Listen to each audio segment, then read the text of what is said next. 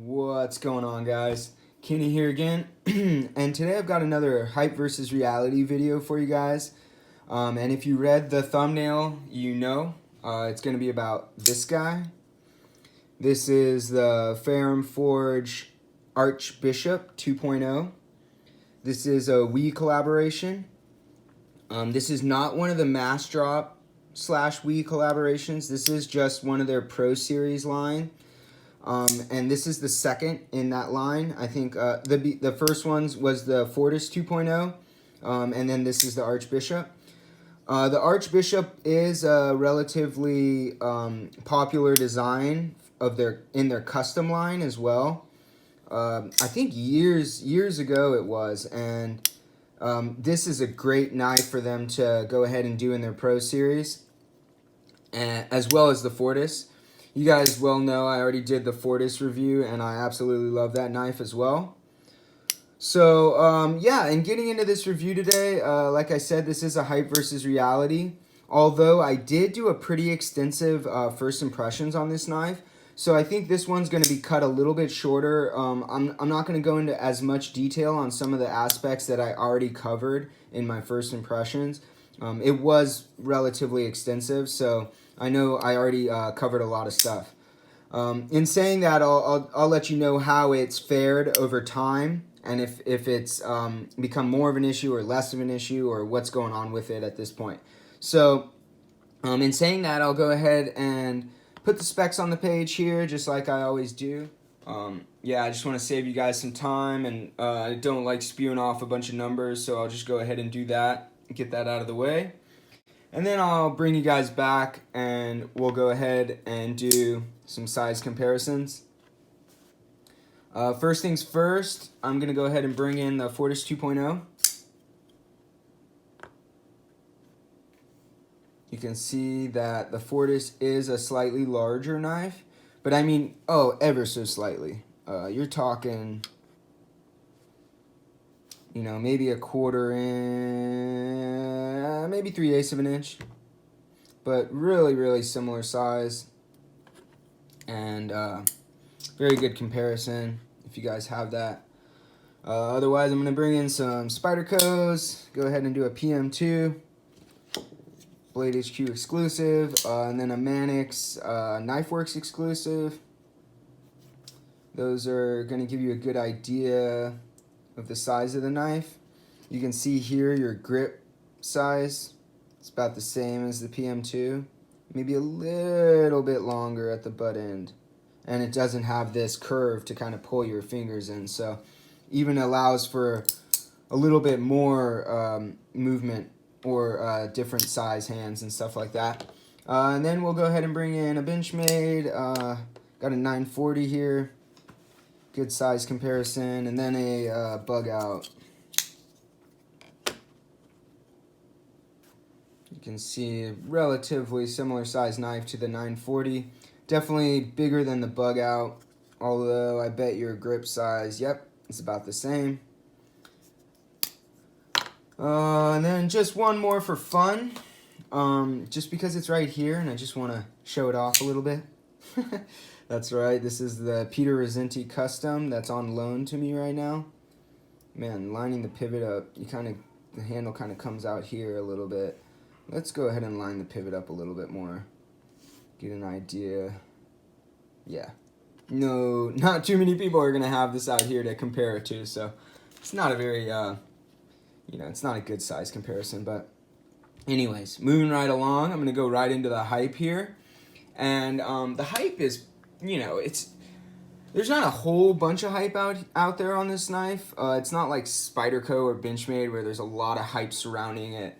There are a lot of people that love Ferrum Forge, though. There's a lot of kind of fanboys for Ferrum Forge.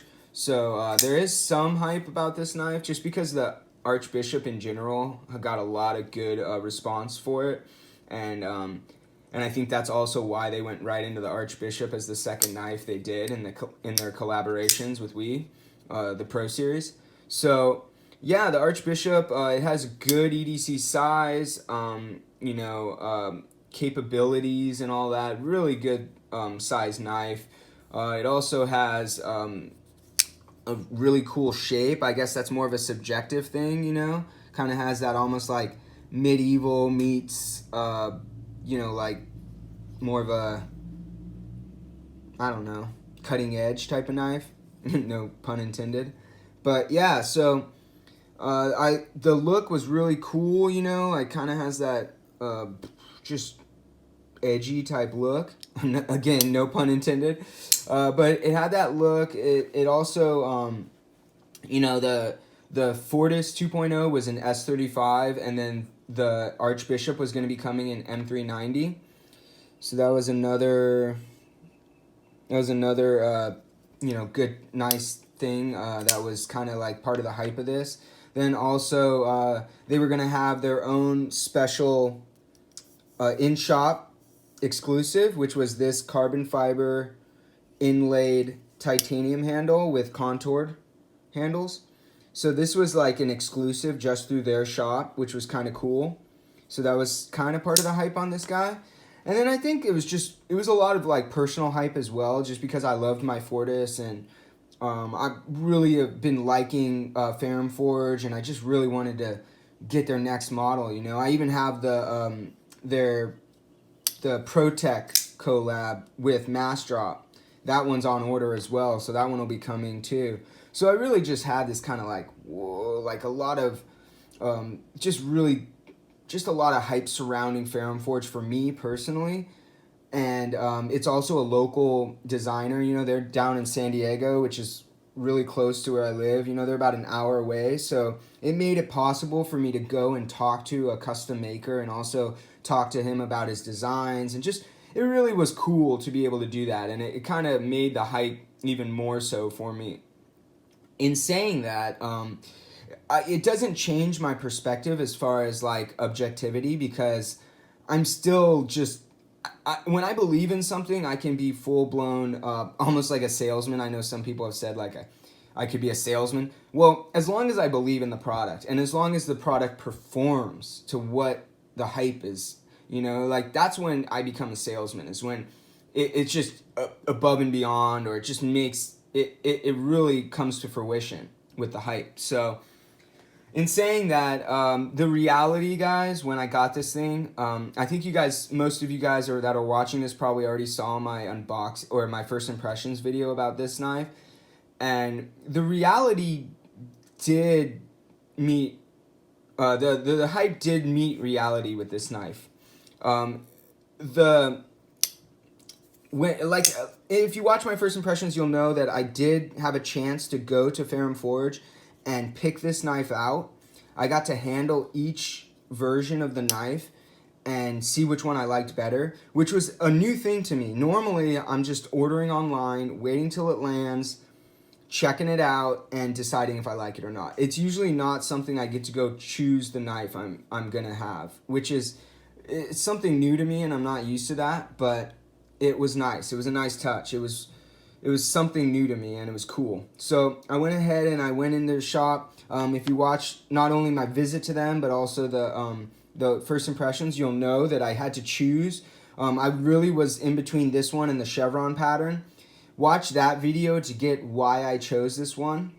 I don't want to waste your guys' time here and just reiterate what I had already said about why to choose this one over the chevron pattern or any of the square handles instead of the contoured. The reasons for that are all in that first impressions video, and I will stand behind everything I pretty much said about that, as far as like if your hand's larger, as far as this way, I have a 4-inch palm from here to here. From there to the edge of my middle finger is 4 inches. From this point to this point is 6 1/4, and broadness of my palm is 3 3/4.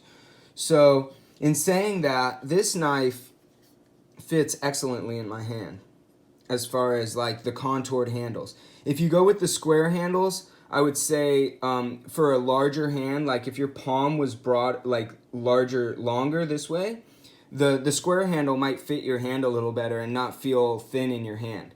But for me, for my hands, which are pretty much average size, large size glove essentially. Some gloves I'll wear a medium depending on the glove. But yeah, mostly large size gloves, and the average size hand is gonna feel amazing. This is gonna feel amazing to you. So that's kind of, I just want to reiterate, just go check out that video if you want to try and decide between the different handle scales. This is going to be more about this knife and not talking about how I chose this knife.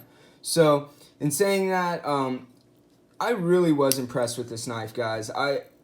When I first got it, I was super impressed. After a day or two, the action just, I mean, was amazingly like fall shut, just drop shut, amazing. Super smooth. I can't roll it out with that hand, but rolling it out is very smooth action, guys. Really, there's no like bearing roll or anything that you'll feel. The tactile feel is very smooth. And in saying that, the detent is pretty perfect as far as deployment. As far as getting your thumb in there to use your thumb, I can do it now, although still I tend to lock myself out on the back end. There you go. I have a hard time sometimes with rolling these types of knives out because I tend to touch that lock bar. So when I'm doing this one in public, I don't necessarily like try and use my thumb and look like a bit of a little slow or something. I actually just pinch it. I'll just pinch it with my middle finger and pull it out. But with my left hand, I can easily slow roll it with my thumb because I'm not worried about touching the lock bar. So it works excellently, and you can deploy it too like that. So yeah, it's really nice as far as detent and action is concerned. The fit and finish on this, guys, I did talk about this in the first impression, so I'll kind of shortly go over it. The fit and finish is excellent, guys. Like I said, the detent's excellent. It seems just like perfectly dialed for this knife. I don't think I've ever like failed to deploy it. Maybe like if I try. I mean, there I tried and it still deployed. I mean, it's so hard to fail this knife. There you go. So you can fail it if you really try, but I mean, look at how it even goes halfway when I try to fail it.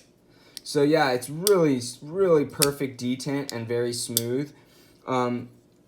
Perfect centering, and I have disassembled this knife, guys, and I'll go more into that, but perfect centering, and it went right back straight into where it needed to be, and at the perfect, pretty much tighten this thing down and let it a little bit back, and perfect centering.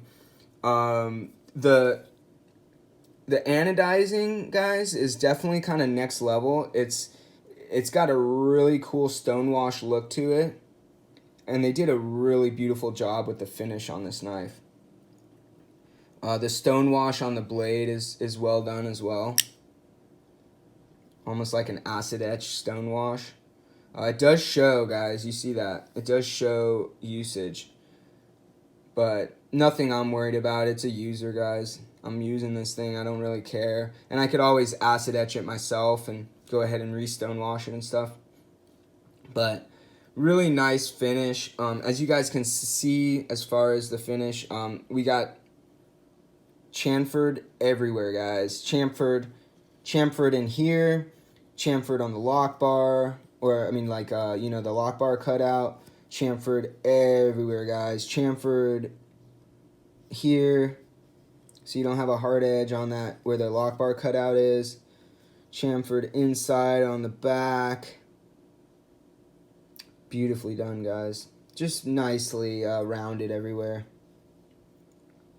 Even on, you see that? Another nice touch. So when you're gripping up here, you don't feel those edges. Just really beautifully done.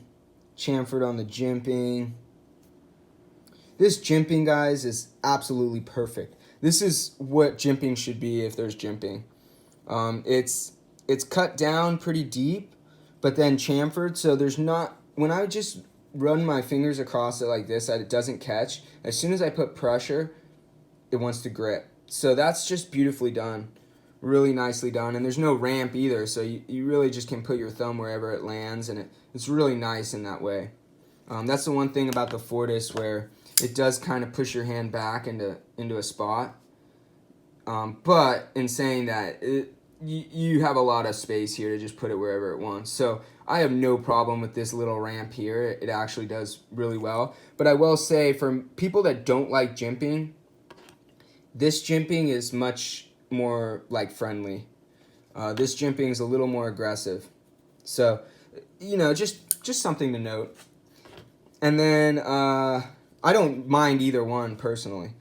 I like both of them a lot. You guys can see the aperture is also chamfered.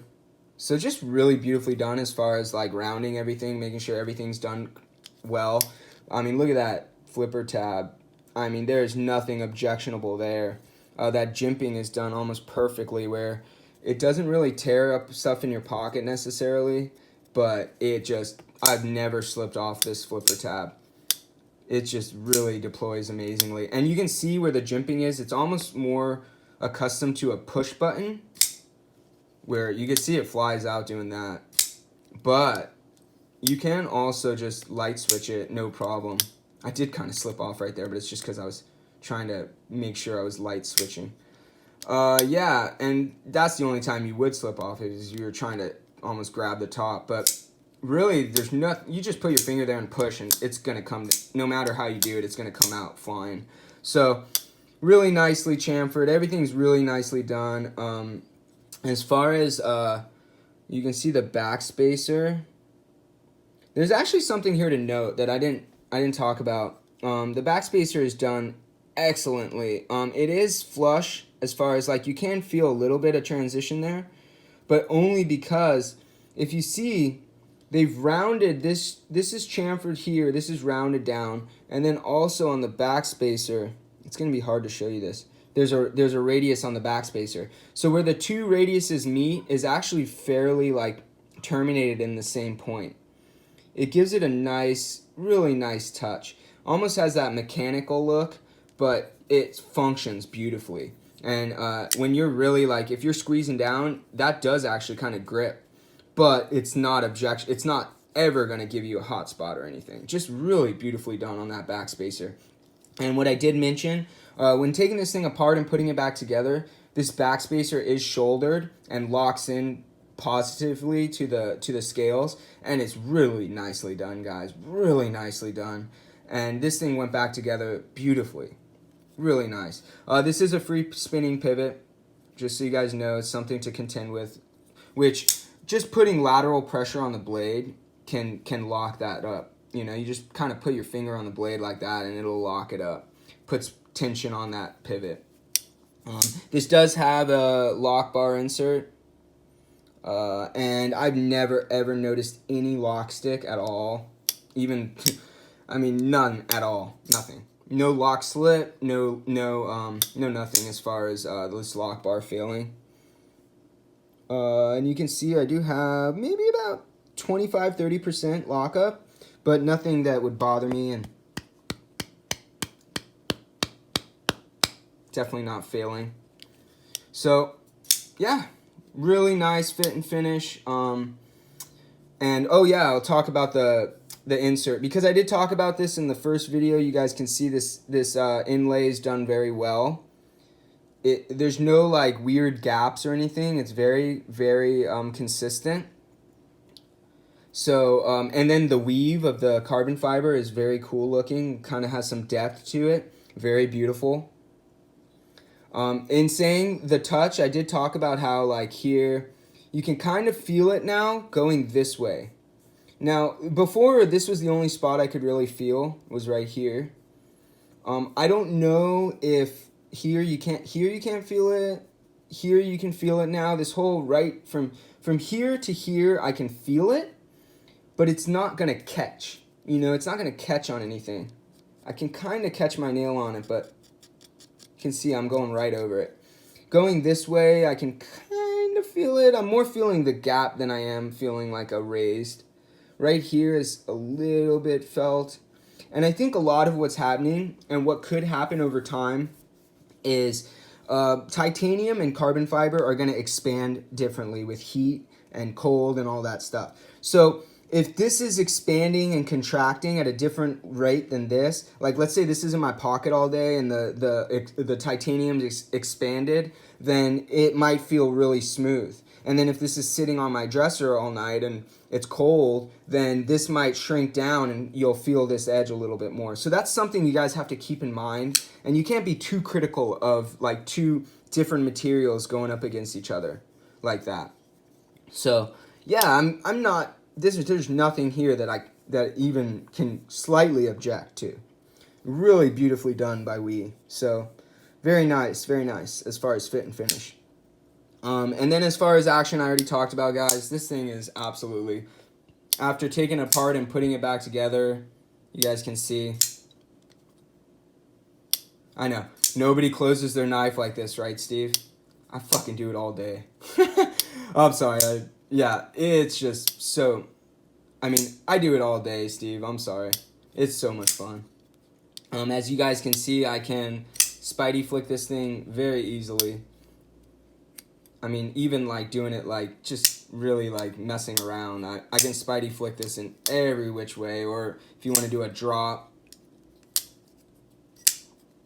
really nice with this aperture. I can flick it. It's just easier with my left hand because I'm not going to lock myself out to use my thumb.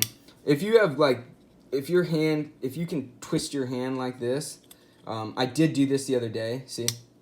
So I can do it, it's just kind of hard for me to get my hand in the right position. Yeah, there you go. Get my thumb in there. There we go. All right, so yeah, it's really nice. You know, just really nice aperture and everything. Very functional and beautifully done as far as that's concerned. Now, as far as cutting, guys, I'll go ahead and put some cutting on the screen. This guy was excellent in use, I must say. Just the blade works very well. It's a very good cutter. It's not ground necessarily as thin as the Fortis, and I'll show you guys that in a second, and I'll show you something else about the belly of the Fortis and why I sometimes would prefer the Fortis blade for cutting. But I'll get into that in a second. And, you know, as far as this knife cutting, it cut very well. I can't complain about anything. It really did slice well, and it seemed to be, for such a thick stock, it does come down to a pretty relatively thin behind the edge thickness. It also just it's M390, guys, so it should perform really well. I did notice on the first edge I gave it, it came up really nice. It apexed easily. The burr came off very easily. It doesn't seem to be burnt very badly. Like, it seems that I got essentially pretty close to what the capability of the steel will be overall. I have noticed that this M390 does seem to be holding up better than what I've used before, as far as M390 20CV. This does seem to be holding an edge for longer, which we will find out shortly in the next, month or so, whether Kurt's going to HRC test this, whether it comes up within their spec, which is 60 to 61 on this M390. It might be 59 to 61. I take that back. I'll put it on the screen if I was wrong. I think it is 59 to 61, and it seems like it's been done very well. If it is low in their spec, like let's say it's 59.5, I will say they did an excellent job with the grain structure, if so, because it does. I did a whole lot of cutting, guys. You'll see even here, I probably will show a lot of cutting on this new edge. I did a lot of cutting, and this thing is still screaming sharp. Definitely hair shaving, hair popping, paper curling, receipt paper curling. It's just really sharp still, guys. And I did strop it slightly on some 3 micron on leather, and it came right back screaming sharp again, and probably almost whittle hair. If I stropped it some more, it would probably almost whittle. But I mean, I put extensive amount of work into this thing, guys, and it just performed excellently. As far as the ergonomics go too, it it really was so comfortable in use. And there was a few things I noticed, and I will talk about them more when I go, when I bring you guys out from this. But there was a few things I noticed that did start to bug me after like extensive use, and like if I'm pushing through very thick cardboard, like when I'm going 6 thick and stuff like that. I did notice something that I wanted to show you guys. So in saying that, I'll go ahead and bring you guys back right now and show you what I'm talking about. So when you're looking at the square handles, you get a lot thicker back here with chamfering. I mean, even on this one, you'll see it's thicker at the top of the handle scale.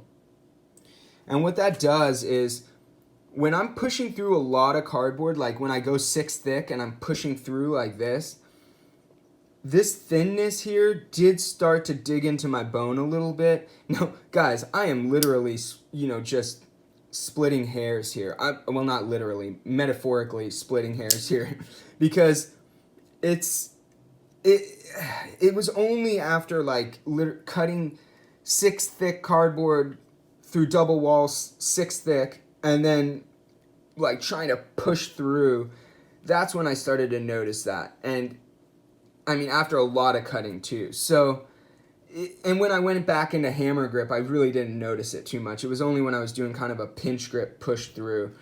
And I mean, that's such a subtle thing to talk about, and really, really nothing to bring up as far as like, I don't think it's an issue with anybody else. Other than that, the thing was extremely comfortable. The one other thing I would note as well with the working from the finger choil, if you're doing this, it's absolutely functioning perfectly. Now, if I come up into more of a hammer grip in this grip, which I don't generally do, you guys will see. If you have thick fingers like I do, you guys can see it on the knife there. If you have thick fingers, it's gonna be tight. I would not go in hammer grip from here, especially with my sharp edge. I'm gonna cut myself. I would definitely cut myself. Here, let me show you this. This is my thickness of my finger to the PM2. So you guys can kind of get an idea of how thick my index finger is. Right at that finger choil, it's a little bit thicker than that. So, gives you an idea. But yeah, it's definitely something. Here, I'll go ahead and do the 942 so you guys can get, it's about as thick as the middle of the 940. So that's about the thickness of my pointer finger. And I do notice that it's freaking tight, at least in the hammer grip. When you're just doing this like pinch kind of grip, it really does work well, and it's very functional. And that's usually what you're doing. You're kind of coming up close. So not something that I think is an issue, but something I wanted to note. And then also, the pocket clip is very, very nicely done as far as ergonomically. Don't notice it at all. Really don't. Just disappears in the hand. Beautifully done on the pocket clip. Although you guys will know, if you saw my first impressions, that I do have an issue with where this terminates. Where this pocket clip ends is right at the lock bar. And it does bunch up your material as you're pulling it out. This is something where, like, this is the same pocket clip from all their different knives, and if you notice on their inside, on their square knives, like any of these that you get, they're gonna have the cutout on the inside. Can't even see it really because this, see there, cutouts on the inside. And these go in and out like a dream, guys. Like a dream. Now, on this one, it's, dude, guys, I am nitpicking. This is totally nitpicking. The knife is absolutely spectacular. Where that terminates, you do get bunching. So, that's something to keep in mind. That bunching does happen. I know I'm a little bit all over the place here, guys. I'm sorry about that. And I'm already at freaking 30 minutes. This was supposed to be shorter. So yeah, I will go ahead and show you guys, 4.59. I think that's right around where they say it is. And it carries really well, very nicely. As far as like, it does kind of lean back in the pocket.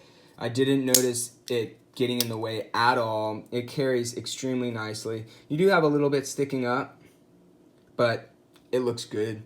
Yeah, I like what's sticking up. I have no objections to that. And I don't really mind when they're not deep carry anyways. It gives you a lot to like grab onto and pull out. And especially when it looks like that, who cares? So yeah, really nicely done for carry and everything. I will bring in the calipers and just show you guys really quick, get a reading on the zeroed out. So the thickness behind edge is not as thin as my Fortis, especially the new blade on my Fortis. Looking at about 19 thousandths behind the edge. It's just still, guys, wow. Very slicey. 18 there. Yeah, so very nicely done. 20 at the back. So I think it does get down. I think I did get a reading of like 17 thousandths at one point. So, and this is at, I think, about 16 degrees per side, I believe is what it finished at. Like 16, like 17, almost 16 degrees per side. Probably like 33 degrees inclusive. And really, really nice slicey blade. The one thing I was going to tell you about that in slicing I noticed, if you look here, you'll see that the Fortis has a little more belly. So I did notice when I was slicing through a lot of stuff, I could kind of go at an angle and use the belly to my advantage. Whereas this one, I would find myself kind of sliding up a little bit more. But, I mean, again, guys, I'm splitting hairs. I'm really splitting hairs.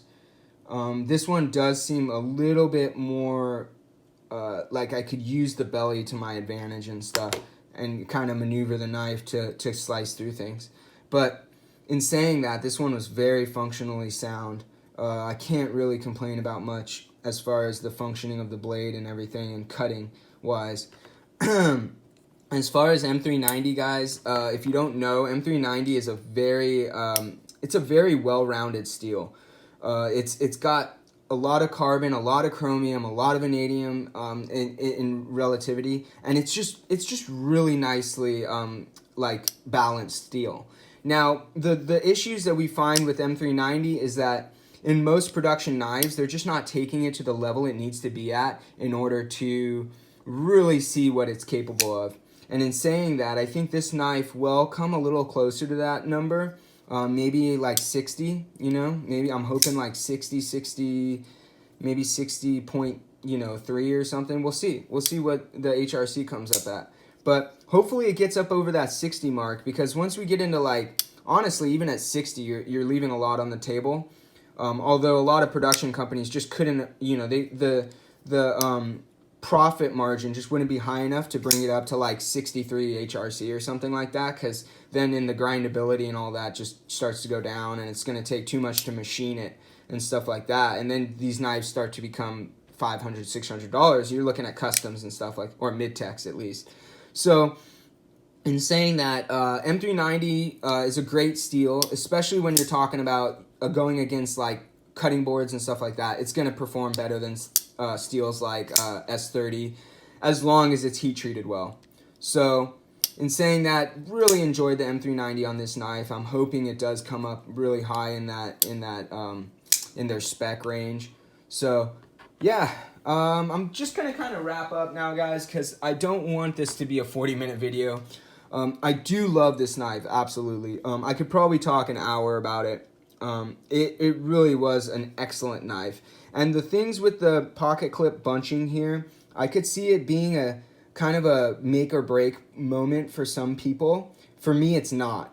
What I do is, if it does bunch, I just grab the tip of the clip and just lift up a little, and it comes right out. Or if I'm in a hurry, I just want the knife to come out, I just grab it here and pull, and it'll eventually just pop loose. It will eat up the pocket a little bit, but this is chamfered, so it's not like super sharp where it's going to eat up your pocket really bad. Just, you know, it's just something to note, but it's not like, for me, it's not a make or break moment. If you're the type of person that takes your knife in and out of your pocket a million times a day, and that's a big issue, then that might become an issue.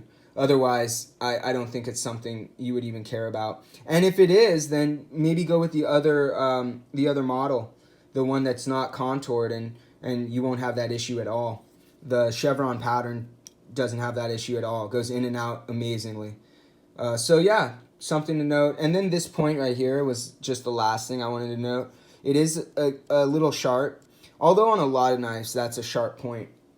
I mean, a lot of frame locks, that becomes a sharp point. On this knife, I did not notice it at all. I really didn't. It kind of disappears. If I went forward on it, maybe I would catch, but I don't even feel it right there. So yeah, it's kind of hidden a little bit, but it is a sharp point, and I can see it chipping off my fingernail there. So just a little something, and I could always hit that with a ceramic rod or something, knock it down. Anyways, that's it, guys. Beautifully done knife. Amazing fit and finish as far as everything fit and finish wise, and really beautiful knife, guys. I can't complain about many things on this knife. I love it. It's definitely gonna be my knife forever, hopefully.